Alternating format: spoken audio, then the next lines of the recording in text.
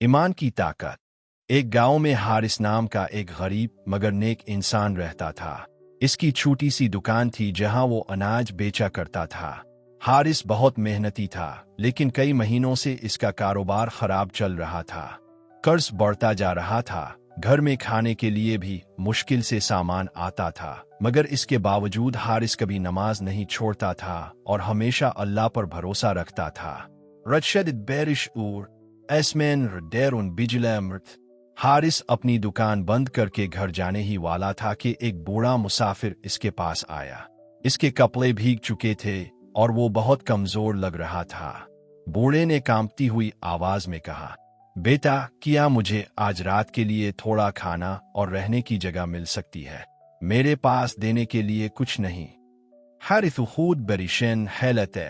घर में सिर्फ थोड़ा सा आटा और चंद खजूरें थी, लेकिन इसने दिल में सोचा, अगर मैं अल्लाह की रजा के लिए किसी की मदद करूंगा तो अल्लाह मुझे कभी अकेला नहीं छोड़ेगा। वो बूढ़े को अपने घर ले गया। इसकी बीवी पहले तो परेशान हुई क्योंकि बच्चों के लिए भी खाना कम था, मगर हारिस ने नरमी से कहा, रिस्क अल्लाह देता है।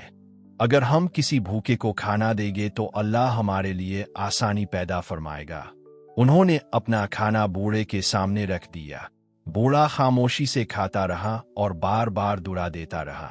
सुबह जब हारिस फज्र की नमाज पढ़कर वापस आया तो बूढ़ा जा चुका था, लेकिन इसके जाने की जगह एक थैली रखी हुई थी। हारिस ने थैली खोली तो इसमें सोने के सिक्के थे और एक खत भी था। खत में लिखा था, मैं एक ताजिर हूँ। कल रात मैंने लोगों की इंसानियत आजमाने के लिए आम मुसाफिर का रूप इख्तियार किया था। तुमने अपनी गुर्बत के बावजूद मेरी मदद की। तुम्हारा ईमान और अल्लाह पर भरोसा बहुत मजबूत है। ये इनाम कबूल करो और हमेशा याद रखो कि अल्लाह अपने नेक बंदों को कभी तन्हा नहीं छोड़ता। हारिस की आंखों में आंसू आ गए। इसने फौरन सुजद शुक्र अदा किया।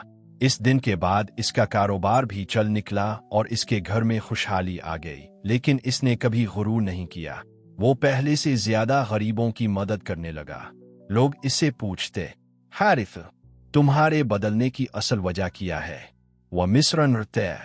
असल ताकत दौलत में नहीं, ईमान में होती है। जब इंसान दिल से